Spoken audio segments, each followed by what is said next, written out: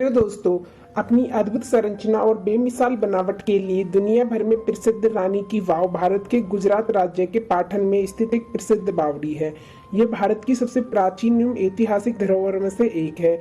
यह गुजरात में सरस्वती नदी के तट पर बनी एक सीढ़ी नुमा बावड़ी है। अपनी अद्भुत कलाकृति व अद्वितीय संरचना के साथ भूमिगत जल के उपयोग एवं बेहतरीन जल प्रबंधन व्यवस्था के चलते इसे 22 जून 2014 को यूनेस्को द्वारा विश्व धरोहर स्थल में शामिल किया गया था।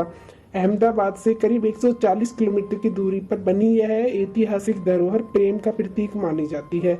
रानी की वाव चारों ओर से बेहद सुंदर और आकर्षक कलाकृतियों से घिरी हुई है।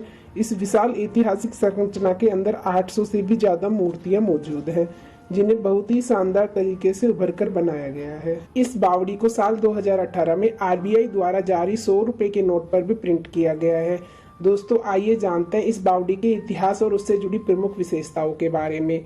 पुराने जमाने में राजा महाराजा अक्सर अपने राज्य में जगह जगह कुआं खुदवाते रहते थे ताकि पानी की कमी ना हो। भारत में तो ऐसे हजारों कुएं हैं जो सैकड़ों साल पुराने हैं और कुछ तो 1000 साल भी।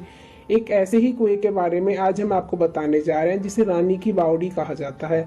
दरअसल बावड़ी का मतलब सीढ़ीदार कुआं होता है। रानी की बावड़ी का इतिहास 900 साल से भी ज्यादा पुराना है और यहाँ भारी संख्या में पर्यटक घूमने के लिए आते हैं। बता दें कि साल 2014 में यूनेस्को ने इसे विश्व विरासत स्थल घोषित किया था। गुजरात के पाटन में स्थित यह प्रसिद्ध बावड़ी को रानी की बावड़ी यानी कि रानी की वाव भी कहा जाता है। पाटन को पहले अनहिलपुर के नाम से जाना जाता था, जो गुजरात की राजधानी थी। कहते हैं रानी की वाव का निर्माण 1063 ईस्वी में सोलंकी राजवंश के राजा भीमदेव प्रथम की स्मृति में उनकी पत्नी रानी उदयमती ने करवाया था।